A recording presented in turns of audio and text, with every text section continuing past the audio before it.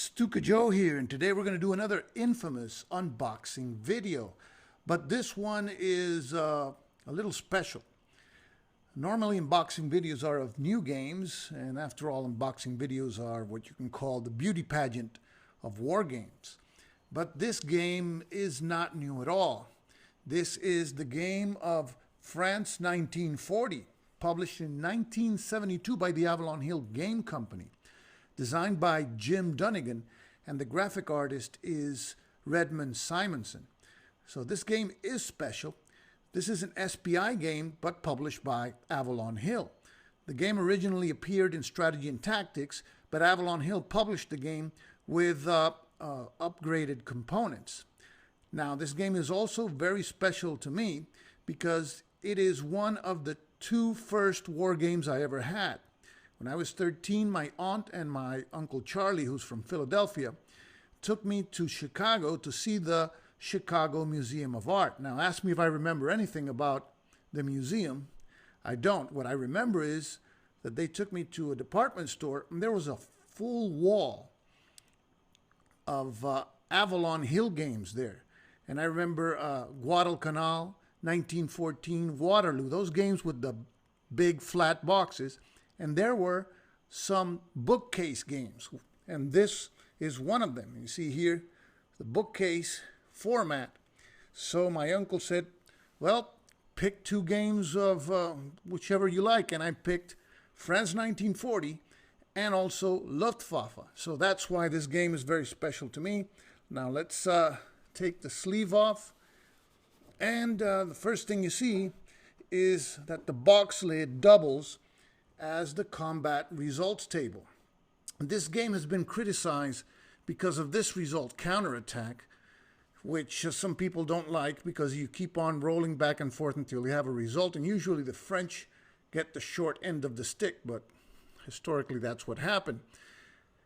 When we keep on looking what's inside the box, first thing we notice is, when you think of Avalon Hill, you always thought of mounted map boards. So the map is mounted, and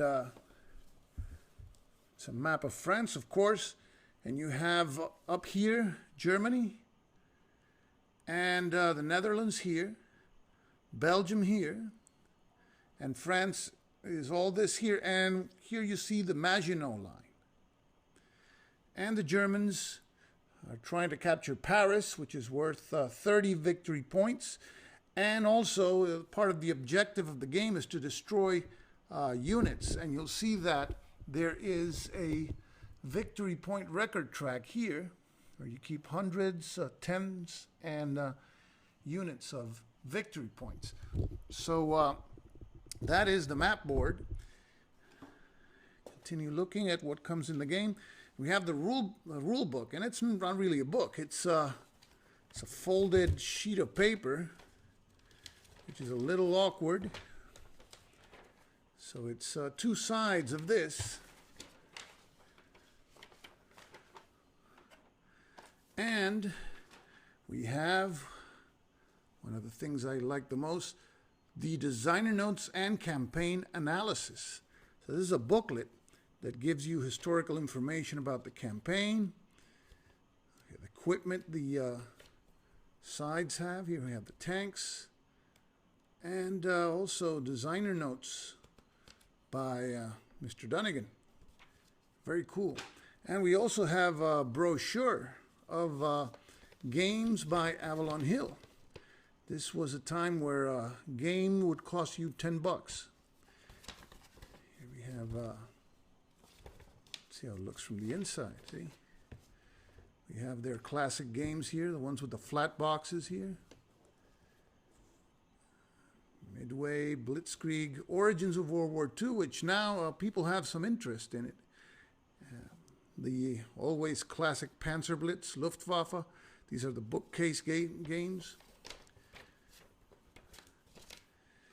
And here we have the counters. And these, for example, are the French. And you can see here that most units are infantry, like this 6.6 here. Infantry is also, the size is corps size, and then there's other units like this motorized infantry unit, which are division sized. And of course, the Germans.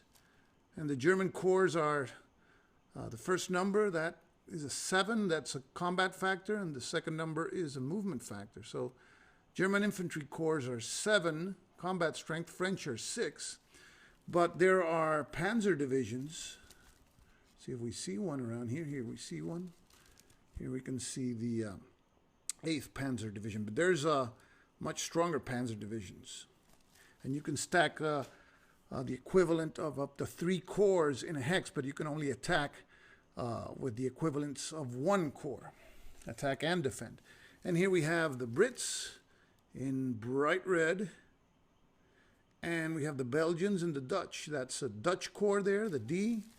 And here we have a Belgian corps with the B.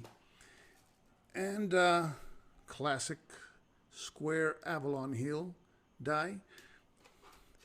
And this little reference here. This is the dial plan. It's like a variant that you can use in order to have the Allies move into Belgium and fall into the German trap. It's like an idiot's rule here. And then we have the OB, Order of Battle cards. In this game, I remember that I tried a bunch of combinations. Here you have the Allied Order of Battle number 4. The original one for the Allies was, I think, 11, the weakest one. Let me see if I can find it around here. Must be this one. There you go. Here it is. This is the weakest order of battle, the historical one. Not a lot of armor, and the armor units that were present were very weak. This 3-4 armored unit, except for the Brits that have one pretty decent armored division. Meanwhile, the Germans, the historical strength, OB is this one. You see they have really strong armored divisions here, and even SS divisions. And you have the artillery brigades, and you can use as optional units the air landing regiments as well as parachute battalions.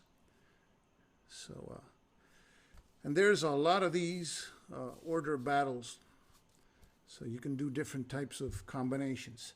So this is a game that is close to my heart. It was, you can say, my first hex and counter game, because Luftwaffe is, even though it's hex and counter, it's an air war game.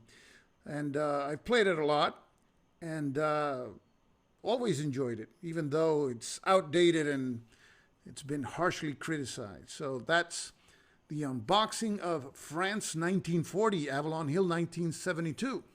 This is Stuka Joe signing off. See ya.